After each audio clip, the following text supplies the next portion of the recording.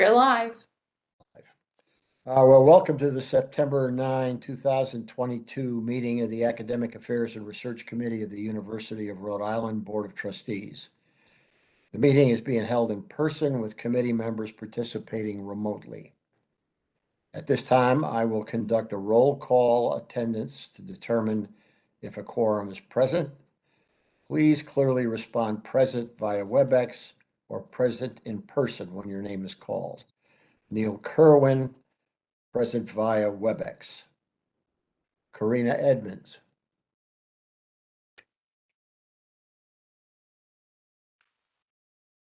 Charles Fogarty.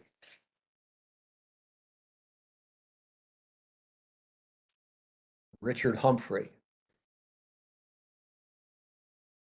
Matthew Lenz. Present via WebEx. Okay. Susan Petrovas. Present via WebEx. Margot Cook. Present via WebEx. Michael McNally. Present via WebEx. Bethany Jenkins. Present via WebEx. Mark Palange. Present via WebEx. So we have established a quorum is present, Madam Secretary. Yes. So let's see, if a reminder to all the members for the benefit of our audience and the note taker, please clearly identify yourself whenever you comment, make a motion, or second a motion. Participants using WebEx are required to keep their cameras on. Remote members and persons present at the meeting location must be clearly audible and visible to each other. Let's see. So at this time, I'd like to acknowledge that the University of Rhode Island occupies the traditional homeland of the Narragansett Nation and the Niantic people. In an effort, Michelle, we are going to explain the new process. Is that correct? Yes. Thank Okay. you. In an effort to increase the efficiency of our meetings, acceptance of the agenda has been removed as a standing item on all agendas. Instead, we will only have a vote if a committee member would like to propose an amendment to the published agenda. An amendment can include changing the order of the items listed on the agenda, removing an item from the agenda, or adding a new item to the agenda. Consistent with the Open Meetings Act, the committee may only add the committee may only add additional items to the agenda for informational purposes, and those additional items can't be voted on, except where it's necessary to address an unexpected occurrence that requires immediate action to protect the public or refer the matter to the appropriate committee or another body or official. Any proposed changes to the published agenda will require a motion and a majority vote. Is there any proposed change to the agenda?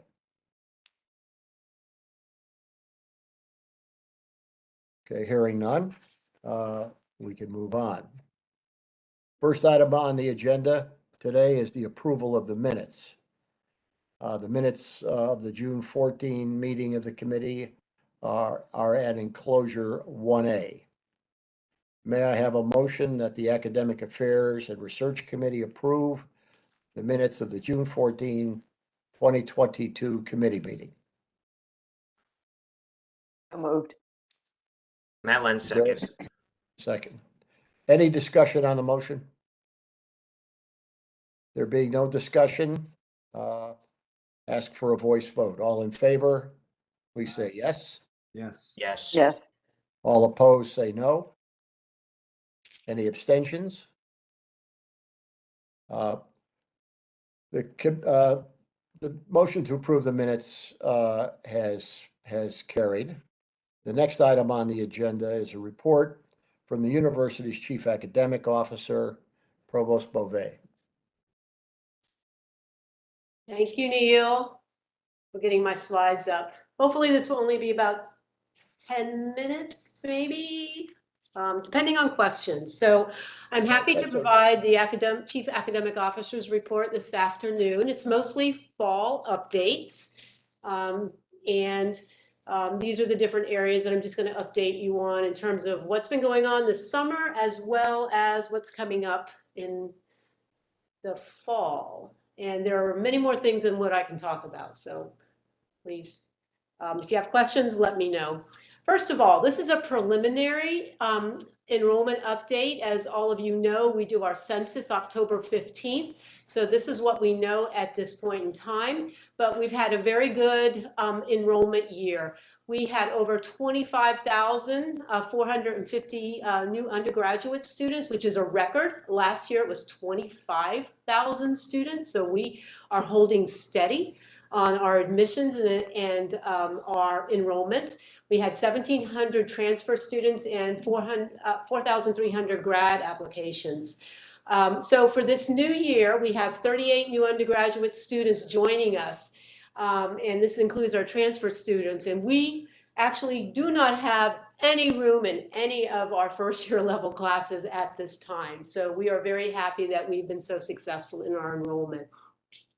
And our new students are 25% from historically underrepresented groups. 30% identify as first in family. I have an update on the graduate students because graduate students tend to wait till the last minute to actually enroll. So we have over 685 new graduate students enrolled in classes as of today. And we still may get more because students generally enroll all the way up to the add period, which is September 13th this year. So that's next Tuesday when we'll have some final numbers. And they come from all over the country and all over the world. So just to keep that in mind is that we will have updated enrollment numbers at the November meeting for you. We have a couple of new leaders in academic affairs, two that I will talk to you about, and there is a third on the horizon that I can mention today. Dr. Chris Hunter will be serving as interim dean of University College for Academic Success. We did have an external search going. It did not yield appropriate candidates to serve in this role, so we decided to put an interim in place and start the search again in the spring. Dr. Hunter is an associate professor in engineering, and he has lots of experience working with first-year students. He's actually worked in the honors program as associate director. He's worked with talent development. So he's got great experience for joining us as the interim dean of the University College for Academic Success. And I think he'll be on the quad a little bit later as we welcome our new students. The other person I want to introduce to you is Dr. Karen De Bruin. She was selected in an internal search on campus. Lynn Derbyshire, our long-standing honors director, retired this year. She served 9 years as honors director. And so we did do an internal search, thanks to Ann Vieger, who chaired that search. And Karen has started August 30th, and she's eager to go. She's a very strategic planner. She has had years of experience as the chair of the Modern and Classical Languages and Literature department. She is a professor of French, and she's gotten the Best Teacher Award, Best Administrator Award in the College of Arts and Sciences. So we're very happy that she was chosen as honors program director. Some of you may have heard through community announcement that our university libraries dean has taken another job at Stony Brook. He is leaving next week. We have, as of yesterday, a new interim dean in place. I'll mention him. His name is Peter Larson. He's head of public services in the library, and he's also the head reference librarian. So he will be taking Dean Bogita's place until we can start that search later this fall. So we welcome him also. The community announcement on that, you're hearing it first, will probably be going out Monday or Tuesday. So those are our new leaders. We also have lots of new faculty at URI, and I'm not going to click on this because it just shows you pages of pictures and people, but we had over 70 and over 50 attended our new faculty orientation August 29th. They are a mix of tenured faculty, teaching faculty, and some visiting professors. So if you want to, you have these slides. If you want to take a look at some of these individuals, they're in all areas of the university, and we are very happy they're here with us. Ann Vieger, the Vice Provost for Academic Initiatives, and I are going to be doing some subsequent orientations with them throughout the fall semester. We had great numbers on study abroad this past year, considering that we are coming out of the COVID pandemic still. So last year, 21-22, we had over 155 students participate in study abroad. And of course, Europe is usually the most common destination, Germany being the #1. Our J-term participants this past year and our summer participants were 50. That's a little low, but we figure that we are, next year we expect a whole lot more students, international students, or study abroad students. This fall, we have a total of 132 of students who are participating in study abroad, which is 85% of our entire last academic year. So we are building again in our study abroad programs. And the common destinations here are Germany, Taiwan, and Spain. And you can see some of the pictures here below are our actual students, given permission for us to show pictures. They are all over the world. The first one shows Bruno da Costa in Spain. The second one shows Evan Komisky and some of his colleagues. They were in Jordan in 2017, and then Stephen Pereira and some friends in a trip in our study abroad program in Italy. So we are happy to see our study abroad numbers increase this year as we all kind of recover from travel restrictions for COVID. Laura, can I ask? Sure, anytime, Neil. What did the numbers look like at their high point prior to COVID? Prior to COVID, I'm gonna see if I have these numbers provided by, let's see. Yeah. Okay. I know, I mean, if it's not available. Yeah, I think we are not back to where we were, but what our Vice Provost of Global Affairs is telling us, the student mobility programs, both the domestic and international, we have some domestic programs too, are rebounding to pre-COVID levels. So we're not quite there yet, but we're getting close, Neil. Okay, thank you.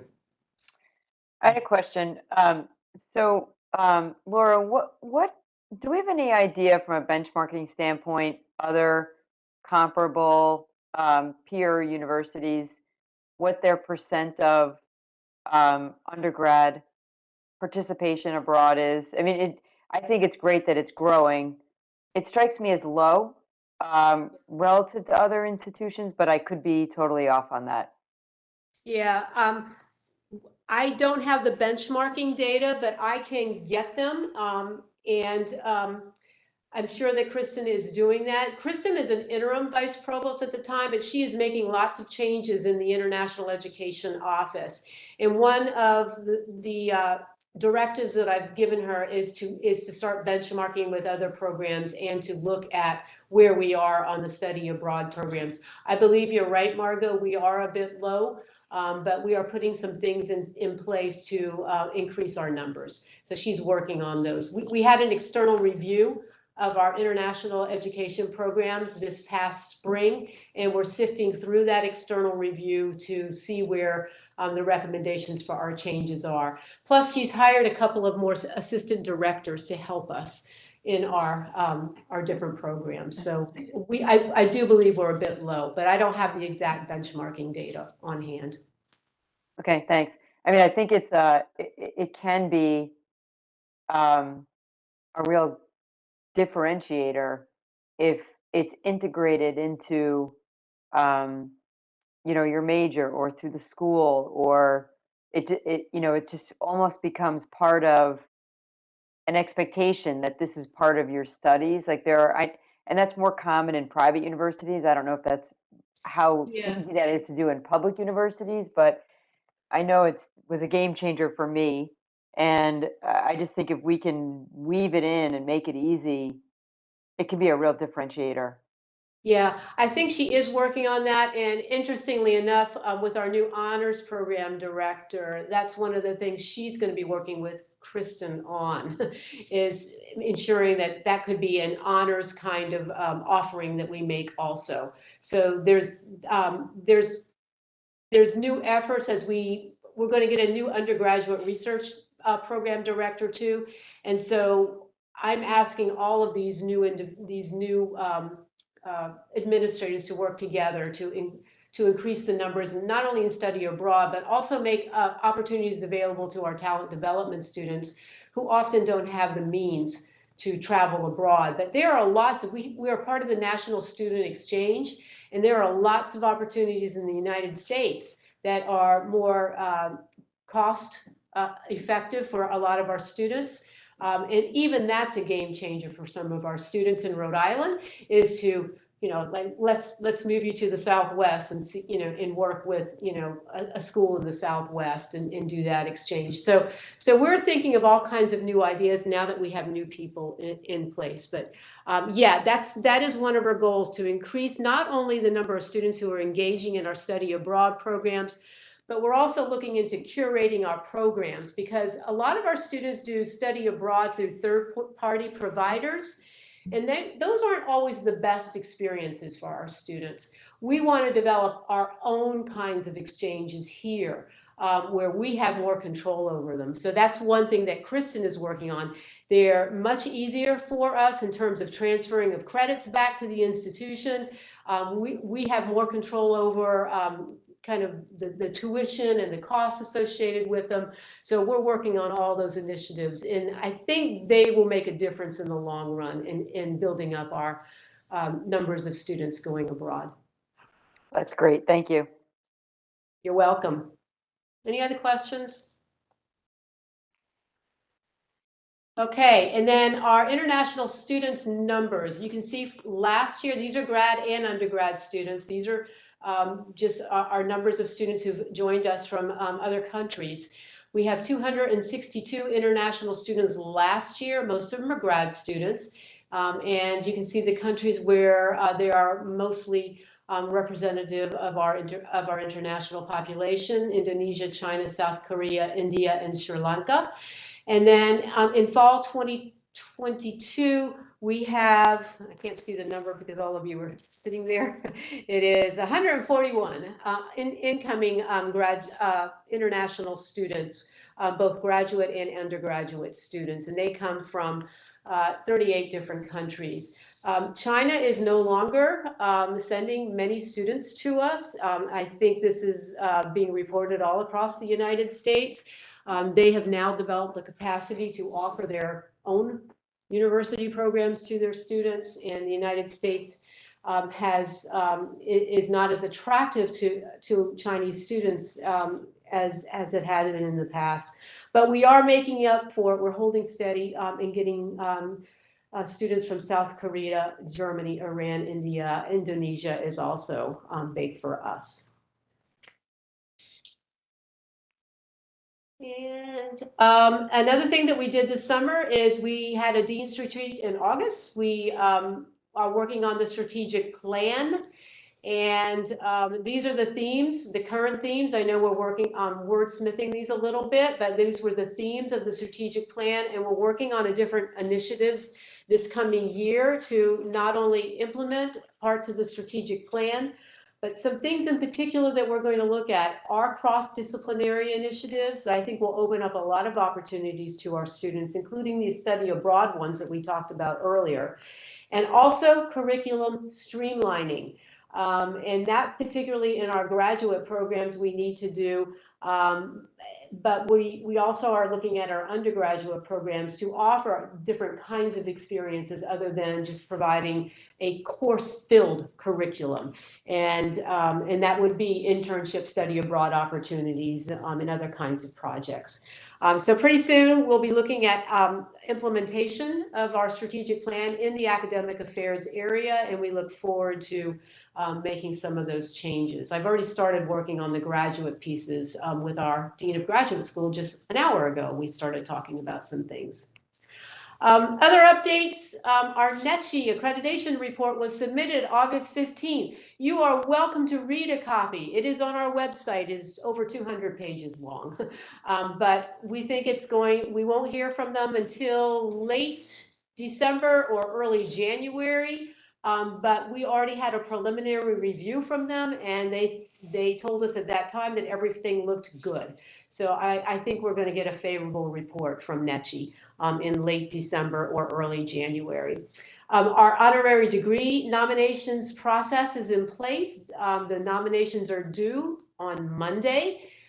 We are working feverishly to get nominations for honorary degree recipients at the November meeting. Dean searches updates. College of Business is ongoing. I'm getting ready to start the College of Pharmacy Dean search. The Library Dean search will start at the end of fall, and I think that's it for Dean searches right now. So we've been very busy with those. Some events happening. The Honors Colloquium starts next week. It looks really good. Just good food. Who can argue with that?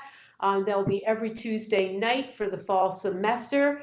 And then our Center for Humanities has a series called Re-envisioning Nature, an environmental humanities series. And that is looking at environmental issues through a humanities lens. What are the human implications of looking at environmental changes? We have a Rangel Hall ribbon cutting. That's where our Harrington School of Communications and Media is located. That building is now finally finished, and that will be on October 21st. And there is much more going on that I can't talk about, but I'm happy to answer any questions you have about my report. Laura, just going back to the international enrollments for a moment, the phenomenon regarding Chinese students is really widespread.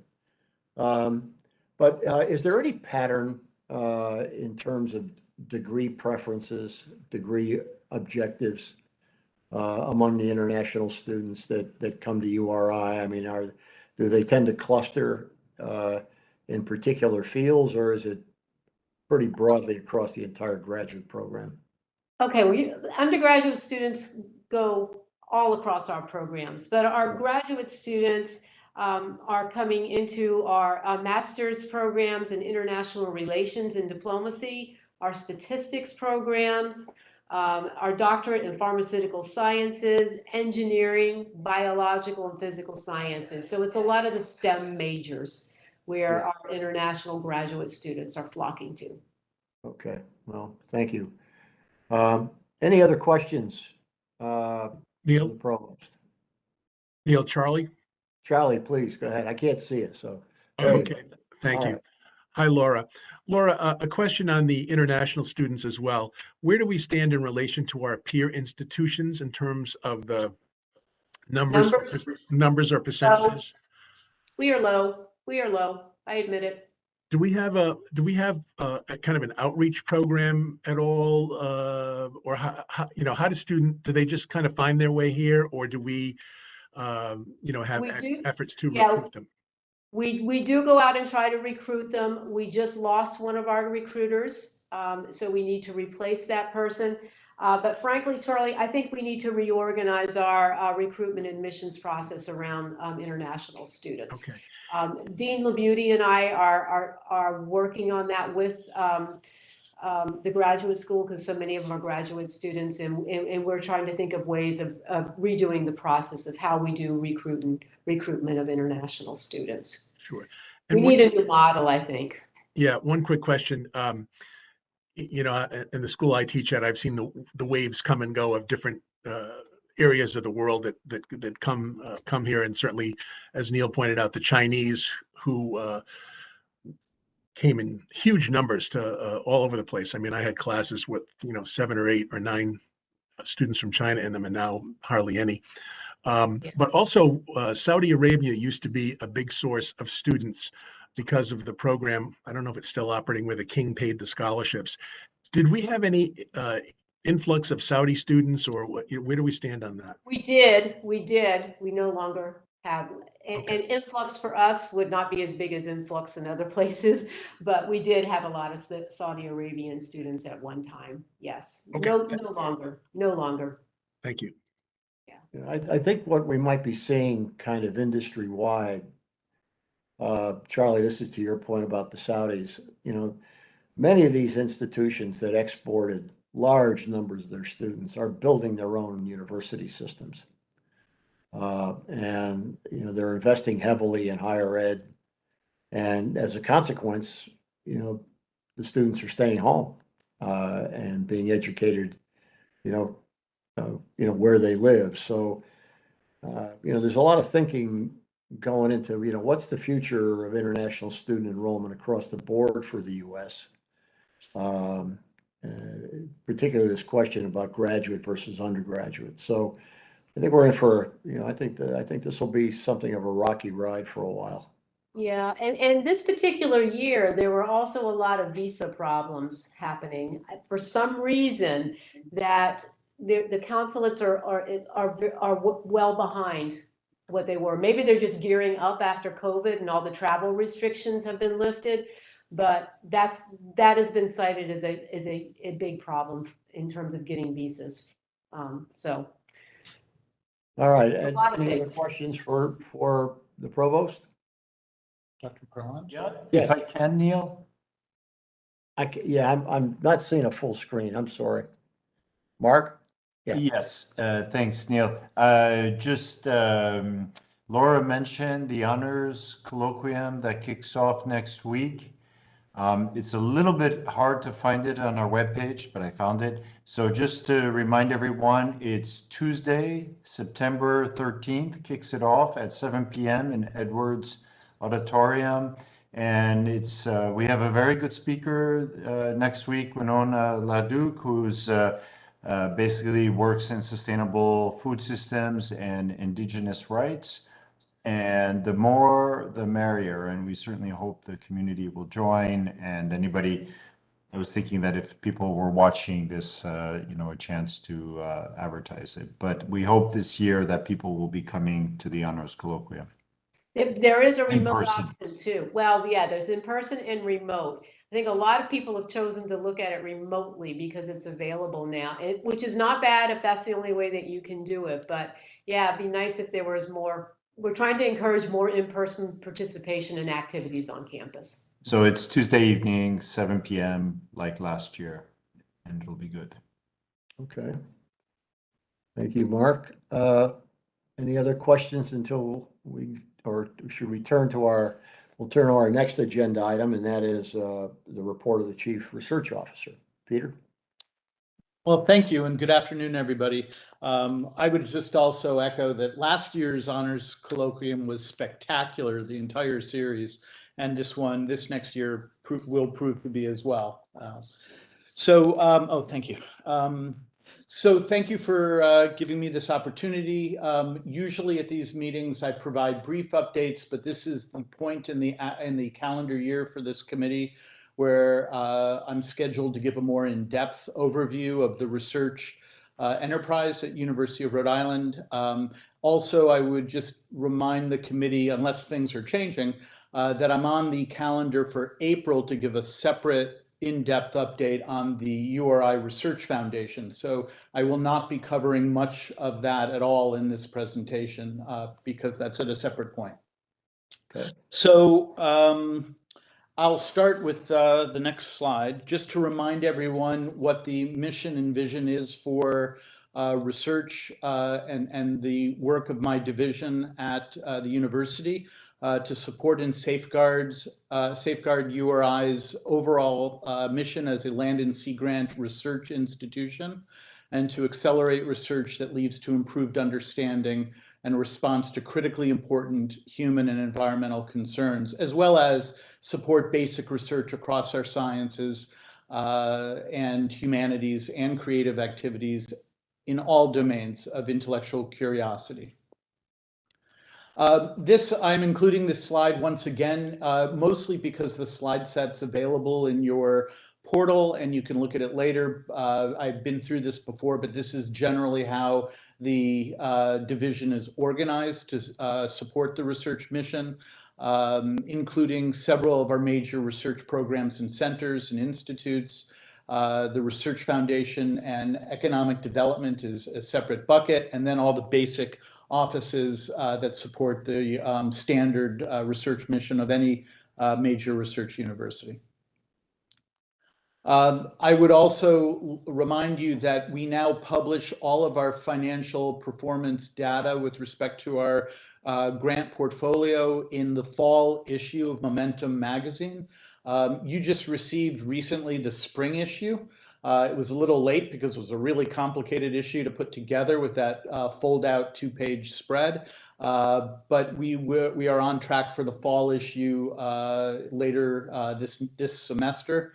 And the slides, the next several slides will be included as a pullout in that fall issue, really not just for you to see, but really for the public to see, because we want to be transparent about what we're doing. So this is a running record of how we are performing overall in terms of awards to the university. And you can see that in 2022, which is our most recent closed fiscal year, we went up by slightly more than $3 million from the fiscal 2021 high. So we are now at over 126 million in total awards. And just to remind everybody, when we talk about total awards, we're talking about awards from all sources, not just federal funding, but also state agencies, philanthropic organizations, and the like. Peter? Source, yes. Hi, it's Margot. Yeah. Can you put that in context relative to other, again, our peers? And maybe just go back a slide. Sure. Is that, how do I think about that relative to sort of the world of possibility? And then are there any like one-time awards or not one-time awards, but awards that kind of pass through this organization, or this, how do I think about like the number I'm looking at? Okay, so in terms of awards to the institution that are not directly related to research, but we receive, for instance, the most recent COVID-19 relief funding, you'll see that I separate that out in orange. I don't want to count that as research funding, even though on the books it has been categorized that way. So really focus on the blue bars, not any of the other colors. With respect to the blue bar, and let me just go ahead one slide. You'll see that the lion's share, almost 80% of our total is from federal agencies. And I will break it down by agency in another slide. That is, to answer your question, Margot, in comparison to our peers, both regionally and nationally as research institutions, that's about right, that mix, about 80% federal and the rest from a variety of other sources. That's actually good to have that diverse range of sources, because as we all know, federal funding for research goes up and down, and we certainly don't want to be wholly dependent on the vagaries of the House and Senate appropriating research to federal agencies year to year. We want to have some stability, and so that think of it as a diverse investment portfolio, which gives us some measure of security. The downside, of course, is that some of our funding from these other agencies includes indirect cost recovery that is much, much less than federal awards. And that's a separate problem that I'll probably get to in a little bit. You asked a question about pass-through from this institution. And I'm actually going to show a little bit of that on another slide, but we do have a significant amount of our grants that are pass-throughs directly to other institutions. And some of this, frankly, is highly desirable because we serve as a hub, as the lead institution for some major awards where we're supporting activity across, for instance, the entire state of Rhode Island. I would point to our INBRE Award or our EPSCoR Awards.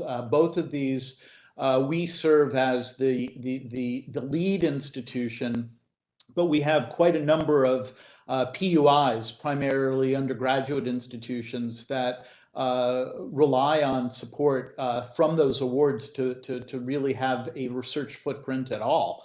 So that's a feather in our cap, and that's to our credit. There are other kinds. Could you give an example of what institutions we're working with on those? Yeah, Rhode Island College, Providence College, RISD, Johnson and Wales, Bryant, all of them. Yeah, they're all involved in various ways in particularly in our EPSCoR and our INBRE awards. There are other kinds of pass-throughs.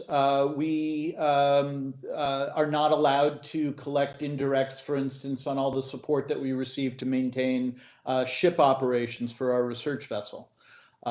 We have a very large cooperative agreement with the private foundation that's led by Robert Ballard, and much of our Ocean Exploration Cooperative Institute grant is a pass-through to that private foundation. In fact, the majority of it is. So there is a significant portion of this 126 million that is passed through, and we're only able to claim indirects on the first 25,000 of any award that we pass through to another institution. That's not that much. And I'm going to explain later what the impact is of that financially. But certainly some of that is desirable because it puts us in better positions for future awards as a result of these partnerships. Does that answer your question, Margot? Yeah, I may have missed it, but do you have a sense of where we stand versus our peer group from a nominal dollar standpoint? Yeah, I mean, we're actually not far off from the peers that we typically compare ourselves to, like University of Maine, University of New Hampshire. We're in the same cluster. We are not in the same cluster with institutions that have medical schools or other professional schools that we don't have. We can't really compare ourselves to the total research portfolio of University of Vermont, but then 2/3 of University of Vermont's portfolio is based on the activity of their medical school. If you separate that out, we are actually almost dollar for dollar equal to the University of Vermont. Okay, thank you. So these are awards by college and area, and you'll see that the largest section is a blue bar showing that a large portion of our funding, 43%, flows through the business office of the Graduate School of Oceanography. Of that total amount, nearly $30 million, 28.96 million, is due to the work of the GSO faculty and the CRC, the Coastal Resources Center within the GSO. That's still quite large compared to our other colleges. The next largest one being, I can't see it because that's covering. If you could move it. Thank you, College of Engineering. Yeah, that's what I thought, but I didn't want to say it without knowing for sure. But then there's a portion of that 50 million that is passed through to Dr. Ballard's private foundation. In 2022, this was 19 million. And then Sea Grant is also a separate administrative entity. But because it's on the Narragansett Bay campus, there is it makes it much easier to flow the funds through the business office of GSO, which is quite a good business office. The rest of the colleges are represented. Engineering, environment and life sciences, and pharmacy are our top colleges, followed by health sciences and then arts and sciences. The pharmacy school, just to remind everyone, we're 8th in the country in terms of total research funding, and the only one in the top 20 that doesn't have a medical school associated with it. So it's definitely a point of pride for us. The portfolios in engineering are growing. We've had a very good year, particularly for ocean engineering. And that portfolio, I expect, will continue to grow with adding new faculty and because of the new facility that we have. Any other questions before I continue? Is there a strategic plan to increase sort of awards in areas that are traditionally smaller? So I'm looking at like, IT or library services, nursing. Is there a game plan there to try to increase that? Is that something we're looking at doing? Well, I mean, absolutely, we want to do that. That gets to kind of the heart of the additional supplemental report that I provided to you and should be available in your portal. If you'll recall, at the June meeting, we had a conversation about this, and I was tasked by this committee to prepare that report. And I think maybe we might want to save some of the conversation for a future meeting when you've had a chance to digest it. But the reality is that we're understaffed for those areas.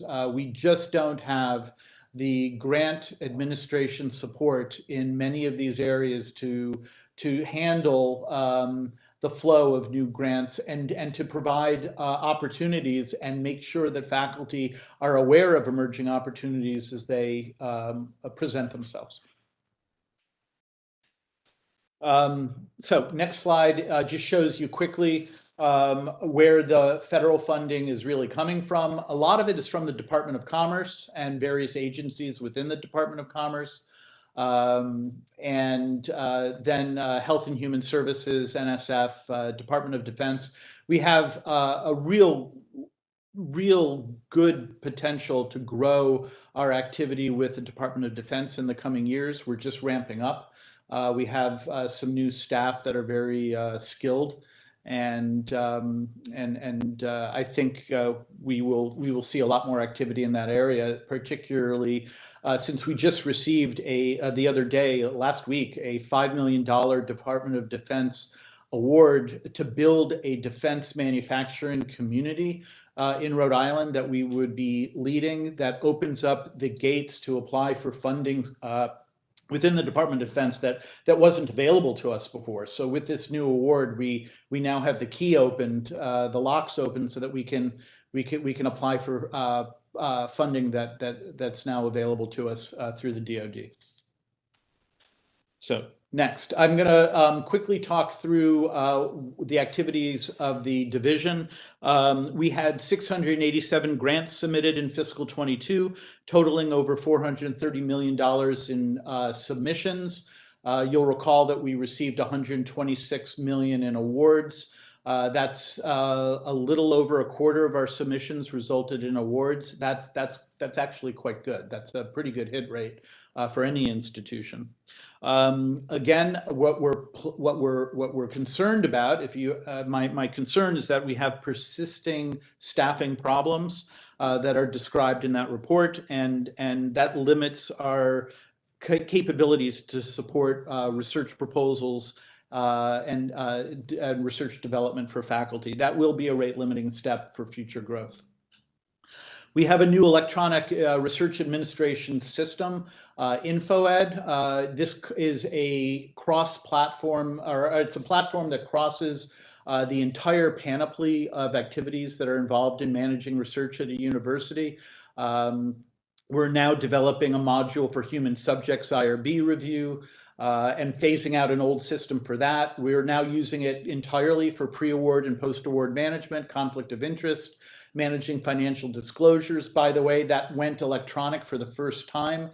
Imagine that we were dealing with those issues, financial disclosures and conflict of interest by paper forms up to this point. So this is a huge advance. It's definitely rough for faculty and staff to get used to a new system, and there's been some teething issues with that over the past year, but I think we're really at the back end of that, and things are running quite well. We're now going to be putting our city training. City is an acronym for the agency that handles it's a company that handles all online training to prepare investigators to be qualified to engage in research. Good clinical practice, good laboratory practice, conflicts of interest, all those modules, again, were not handled through any one. We weren't tracking approvals and certifications in a consistent way, and now we will, all through this one system. We are just about to bring online for everybody a grants and contracts portal that allows us to track the activity of every investigator, every department, every college in real time, uploaded by midnight every evening. So every morning the data is fresh. And it's going to be at every, anybody who should have access, which includes department chairs, deans, the staff in deans' offices, the provost's office. Everyone will have access to this. So we will have real-time access to look at, to gain insights in ways that we've never been able to have before. So we're in the process now of making sure that university leadership has that access.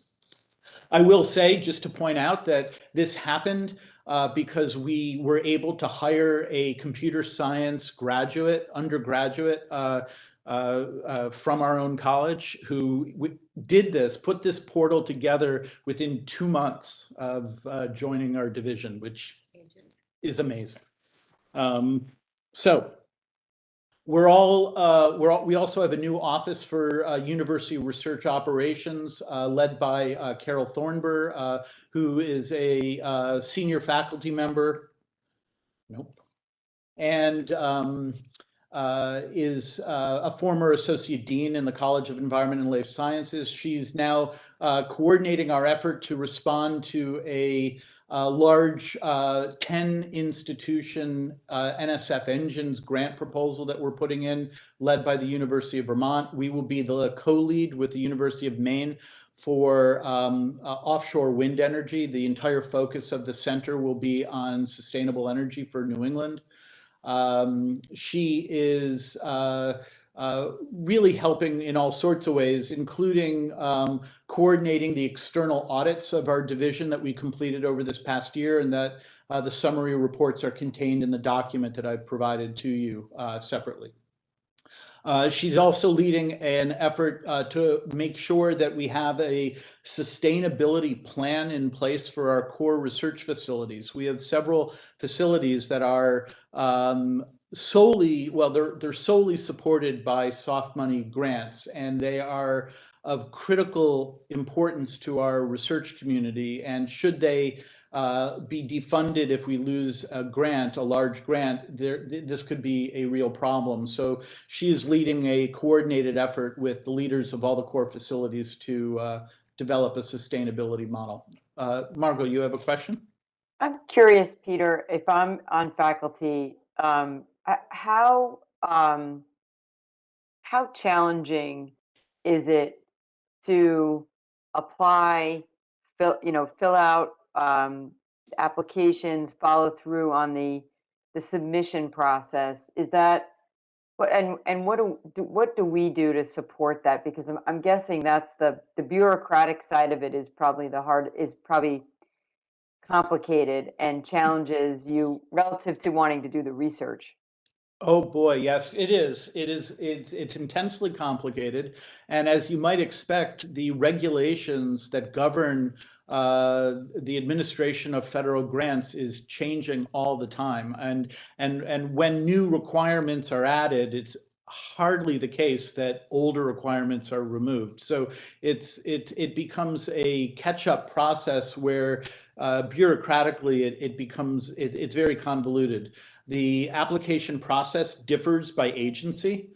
So if you're applying to an agency that you're not familiar with, or if you're a new faculty member and this is one of your first times applying for a grant or completing a budget, it's inordinately complex. We have, some of our colleges have staff on hand. They're called SRGAs, Research Grant Associates, that assist faculty, but we have a number of colleges that either don't have any or don't have a sufficient number of those people to assist. We don't have enough support centrally to assist with grants submission and preparation of budgets. Our budgets are very complicated. It is very difficult to do it right. There are almost always mistakes. I'll just say from personal experience, I had to complete a budget for myself about a month and a half ago. And I, as the vice president for research, couldn't find the help I needed on the day I needed to get it in. And it took me over 5 hours to get it done. So it's a really difficult process. It's very difficult for new faculty, and you'll see in the report that I've provided that it's just, we're now at the point where we have to provide more support, and it comes down to staffing. If you look at our peers, and that's all available in the report, we are substantially understaffed, roughly 50% understaffed. I took a quick look at your headcount plan, your request plan. Yeah. Which maybe you're going to go through that. I'm curious, like, who are you trying to provide for that in that those headcount asks, or how do you think about fixing that problem? We are asking for, I believe it's 15 or 16 positions. 10 of them are to be seeded out into the colleges. I've worked cooperatively with the deans of each college to identify not what their total needs are, but what are the current gaps, assuming the staff that they have and maintaining the way they are, the staff that they have, what is the incremental need over and above what they already have in order to really meet what they believe is the basic needs of their faculty. And across all colleges, it basically works out to 10 positions. On top of that, we need positions in research development. These are people who seek the opportunities, bring them to the faculty, project manage for the faculty as they get their proposals together, particularly for complicated proposals like center grants and program project grants. And then when they have finished a project, they move on to another one. So we need to have a couple of these people that can be strategically placed as needed to really allow our faculty to go after opportunities, or to be perfectly candid, they won't do it. The faculty won't do it, and we will. The end result will not be what we want it to be. Bethany, I think you had a question, Bethany? Yeah, I just thought I'd jump in now since it's kind of a follow-on a little bit on the topic of discussion in hand and some of Margot's questions. And Peter, I know you said you received input from deans in terms of these positions, these critical grant support positions that will go out to the colleges. And I had a question regarding if your office has sort of assessed, current staffing, unmet need independently, as well as sort of untapped potential that if there were people strategically placed within certain colleges, there could be even better recoup of resources given the number of either grants that are getting submitted, or these 70 new hires that Provost Bouvet talked about in terms of their capacity to be bringing in new sources of funding. Yeah, Bethany, I tried to address that a little bit in the report that is now in the portal for you. Some of this is conjecture because it's hard to imagine what will happen if we have appropriate staffing, since it hasn't happened. But we would anticipate that we could increase our grant portfolio over 5 years by approximately 80%. Which would lead to substantially more funding to the university, including indirect funding, which would allow us to sustain the operation and grow it further. But again, there's a lot that's dependent on that projection, including what happens over the next 5 years with presidential elections and funding to NSF, NIH, and the like. So let me go on. I wanted to show another, you'll notice in my request or in my plan that I wanted to add $200,000 a year to our seed grant program. This is a program where we internally provide seed funding for pilot projects to faculty. It's on a competitive basis with a review committee that will review the grant proposals for scientific merit and other metrics. And you can see that since 2010, we've been roughly putting in about $100,000 to $150,000 a year into the seed grant program. Since I arrived at the end of 2018, I've tried to increase it, as you can see. But then in 2021, obviously, because of COVID, there wasn't a whole lot of activity, and it went down a bit. Nonetheless, I would suggest that for a university of this size, $100,000 to $150,000 a year in seed grant funding is just not sufficient. It's not appropriate. If you look at another comparator like University of New Hampshire, they put in about $400,000 a year. That's still pretty low, to be honest, but it's good. And the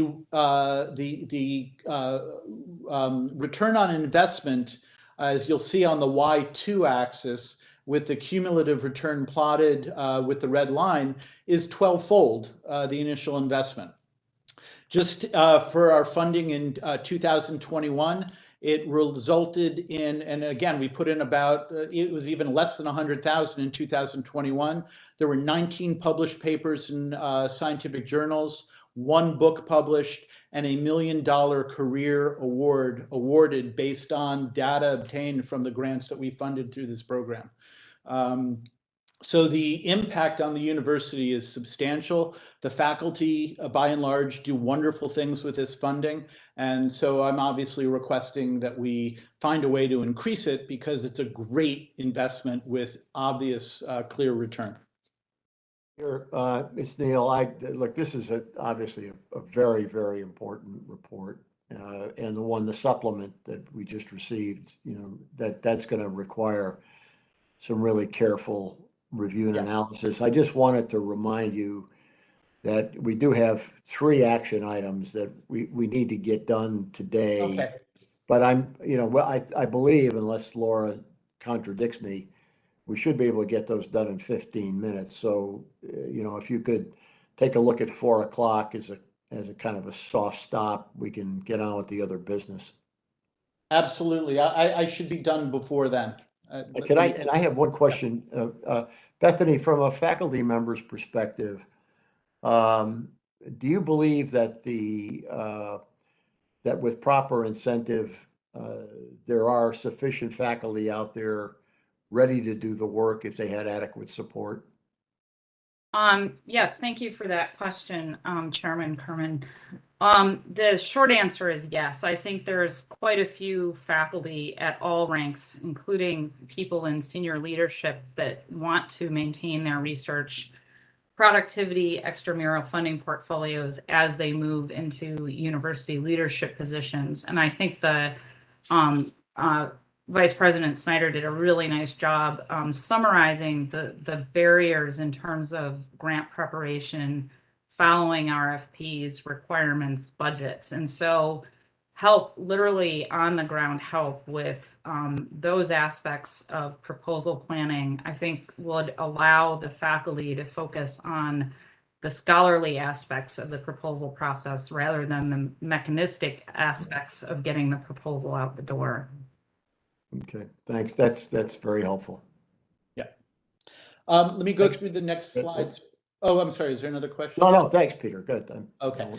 So this is mostly just for information in terms of IP and economic development. We this past year filed 22 patents. 8 were issued. That there's a delay, and we filed 10 foreign patents. We had research revenue of $696,000. That's corporate investment in our research, the corporate contracts, and you can see the rest. I do want to point out, and it's in the blue box, we have the Associate Vice President for IP and Tech Transfer, Dr. Michael Katz, is retiring actually next week. And I am searching for a new executive director for IP and Tech Transfer on the university side, and a separate search for a full-time executive director for the URI Research Foundation. When Dr. Katz was hired 6 or 7 years ago, he was tasked with doing both, paid by the university and managing the Research Foundation on the side as a separate add-on. And what we are finding now is that the roles are just, there's too much for one person. The URI Research Foundation has grown to a point where it needs a full-time executive director. So I'm separating the two positions. I am keeping Dr. Ted Myatt as the Associate Vice President for research for the division, and the new position will be for tech transfer and IP will not be at the AVP level. It'll be at an executive director level. That will lead to a small amount of cost savings, which I'm always interested in. And I think that's a position, that's the right level position for the portfolio. We are looking at some very interesting candidates, young, dynamic, enthusiastic, and really wanting to engage in business development and partnering closely with the faculty in their labs, getting to know them, getting to understand what they're working on at the earliest possible stages. And that's what we need. So I'm looking forward to this change. And Peter, you mentioned that your report on the foundation is now slated for April. Is that correct? That's my understanding of the committee's calendar. Yes. Okay. All right. Thank you. But I do have one slide on the Research Foundation because I think it's important. It's very important that we work hard to grow our entrepreneurship culture at URI.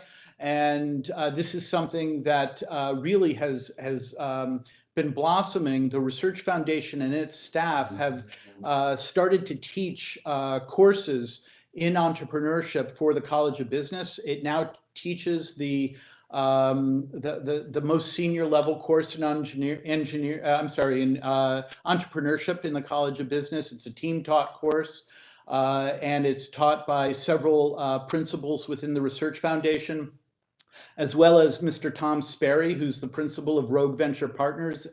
He is our venture capital partner, which you may recall from a prior year.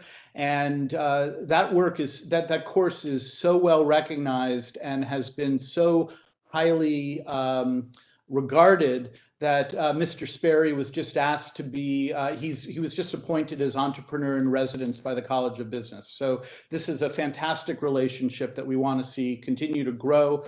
And, we do see that part of the role of the Research Foundation is to do whatever we can to assist in bringing a cultural change to, both at the undergraduate, graduate, and faculty levels, because that's the only way we're going to grow our IP portfolio.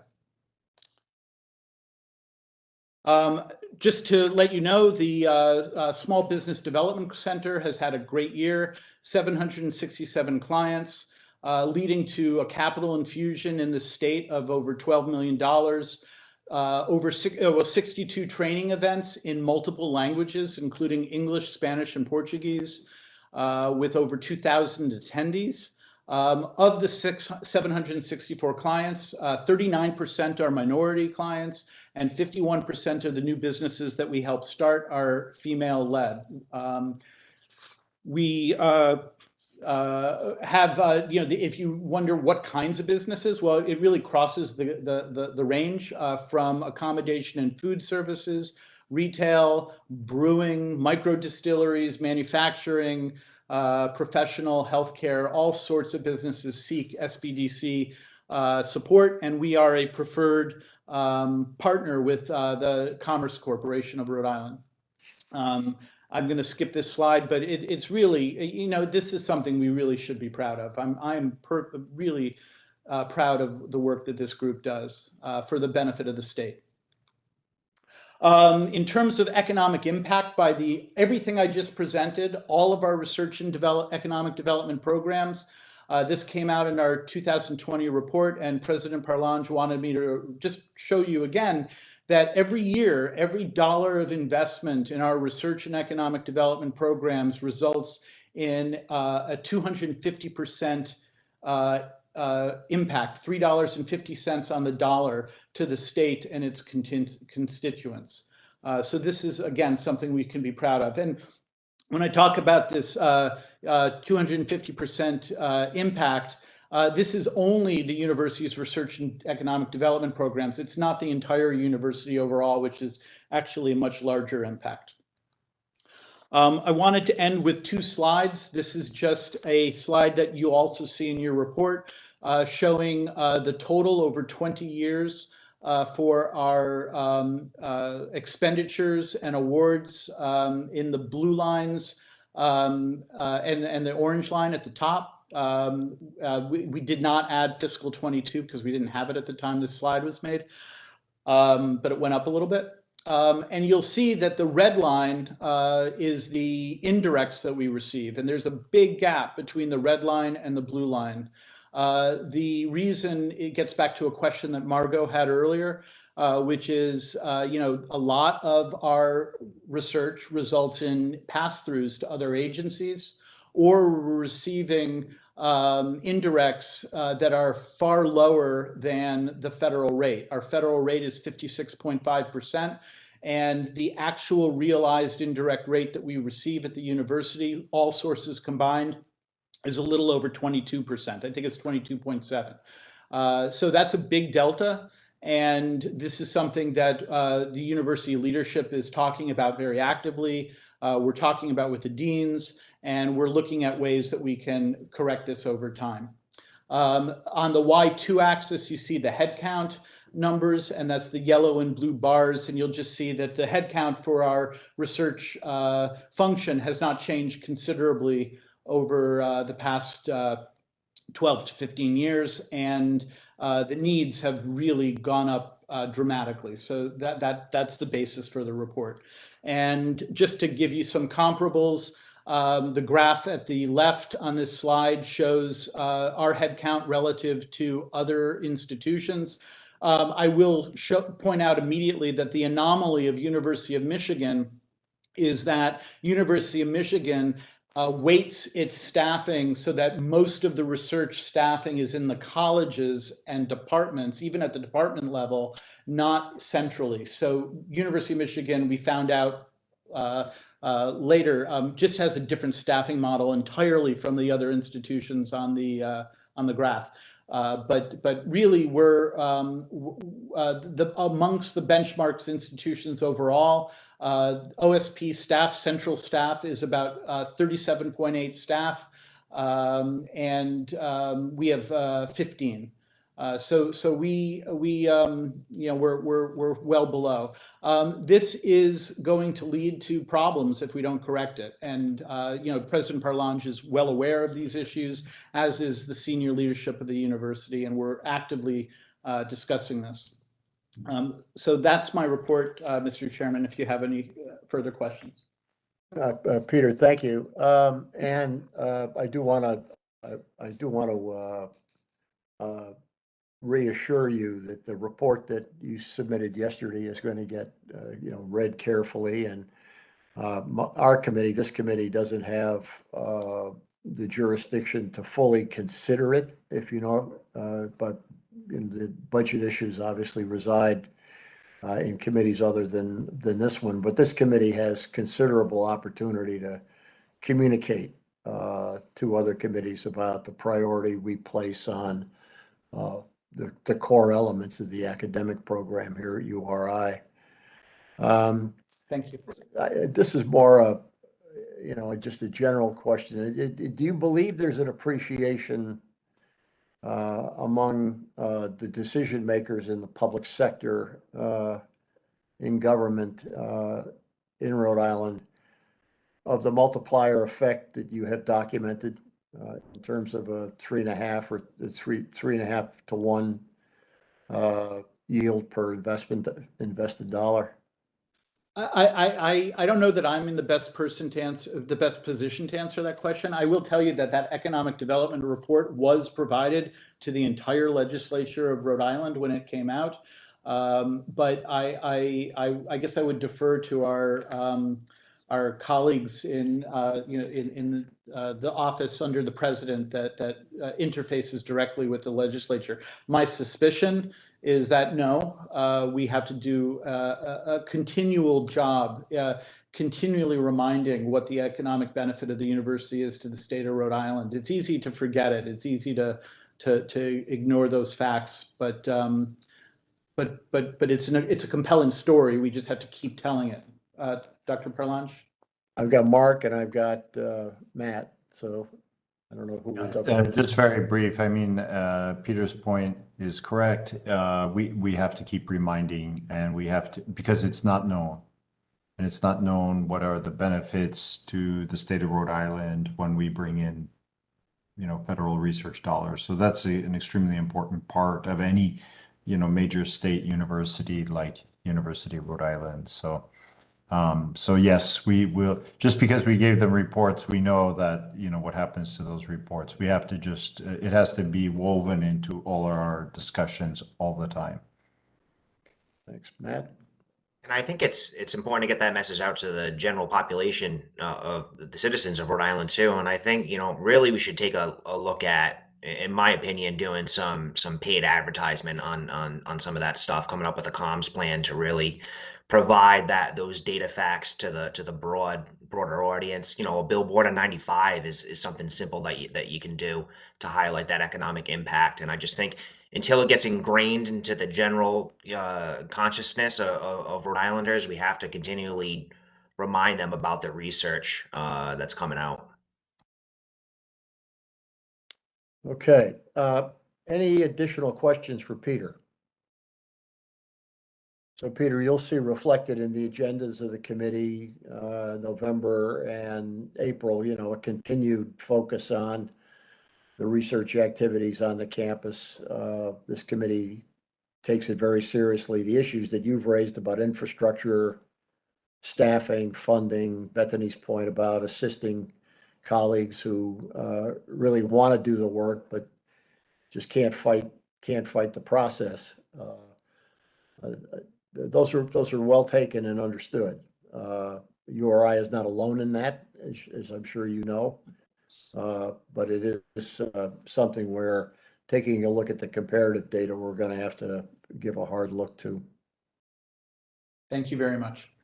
All right. Okay, we have 3 action items, all of which I believe have been submitted by Provost Beauvais. The first is an action item that we are quite used to. It has to do with the granting of graduate degrees and other certificates. Laura, would you like to say anything specifically about this particular tranche of new alums? Other than the fact that there's over 500 of them, so it was a good number.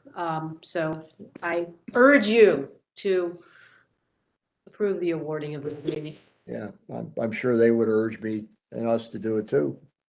All right, so may I have a motion that the Academic Affairs and Research Committee recommend that the Board of Trustees approve the awarding of undergraduate and graduate degrees, diplomas, certificates, and honors to be conferred by the president to the candidates who will have completed their requirements at the conclusion of the summer 2022 term and that have been approved by the faculty of the University of Rhode Island as recommended and presented in enclosure 4A. Charlie Fogarty, so Lenz. moved. Matt Lenz seconded. Discussion. All those in favor, please say yes. Yes. Yes. Yes. All opposed? Any abstentions? So the motion carries unanimously. The second item is the review of the granting of tenure effective January 1, 2023 to faculty member Dr. Zhu Drew Zhang, who has met the requirements for tenure at the University of Rhode Island and recommended to us by the academic authorities. Or again, anything you'd like to reflect on the candidacy of Professor Zhang? No, I strongly support this. Professor Zhang is going to be is our Alfred J. Verrecchia Endowed Chair in Artificial Intelligence and Business Analytics. We have searched for this position for a long time, and a little side note, when we opened up the qualifications a little bit and made them more flexible, we were actually able to attract some good candidates. So it says something about searches. So I heartily support tenure for Dr. Zhang. Okay, with that, may I have a motion that the Academic Affairs and Research Committee recommend that the Board of Trustees approve the granting of tenure effective January 1st, 2023 to faculty member Dr. Zhu Drew Zhang, who has met the requirements for tenure at the University of Rhode Island as recommended and presented in enclosure 4B. Mike McNally, I'll make that motion. Okay, a second? Second, Margot. Any discussion? Hearing no discussion, I ask all those who support this, who vote in favor, please say yes. Yes. Yes. Any opposed? Any abstentions? Well, that motion carries unanimously as well. Then the final action item has to do with academic program changes, and perhaps Laura, you'd spend a minute on each of these.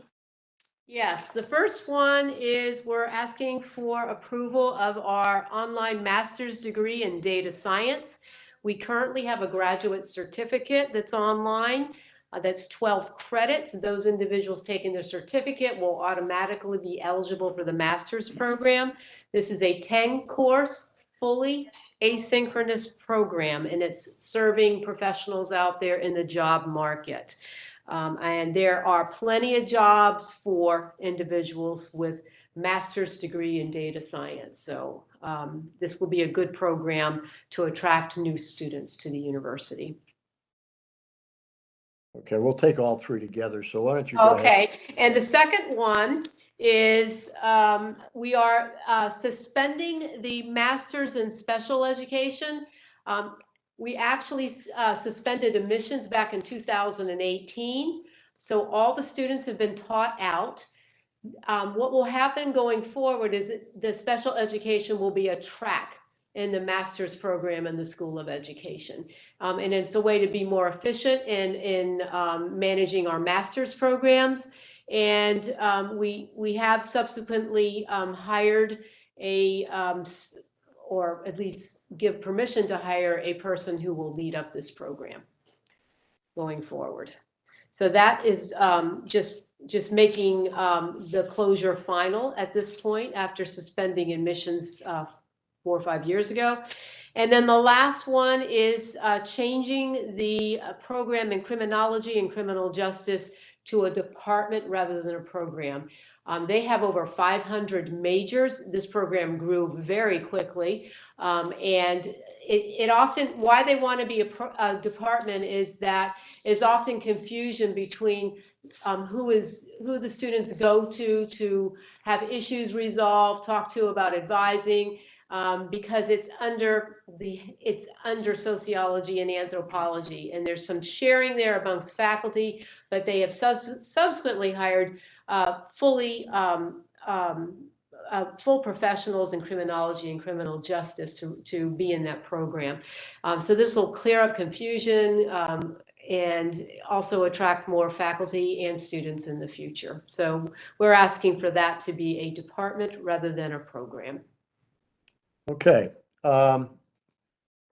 Did I have a motion that the Academic Affairs and Research Committee recommend that the Board of Trustees approve the following academic program changes as recommended and presented in enclosure 4C for the URI online master's degree program in data science, the special education program, and then the change in organizational status for criminology and criminal justice. Do I have any discussion? So we'll need well, first of all, we need a motion. We shouldn't have discussed anyway. So can I have a motion? And so moved. All right. Is there a second? Second, Sue Petrovas. All right. There was no discussion when I did it inappropriately. So let's see if there's any discussion now. All right. Hearing none, we'll have a voice vote. All in favor, please say yes. Yes. All opposed, no. Any abstentions? And once again, this three-part motion carries unanimously. One final motion, that would be a motion to adjourn. So moved. Matt Lenz seconded. All in favor? Yes. Yes. Yes. All opposed? Any abstentions? Thank you, everybody. Thank you, Interesting. Mr. Chairman. Happy weekend, everyone. Thanks. Bye. See you All right. later. So long. Bye-bye.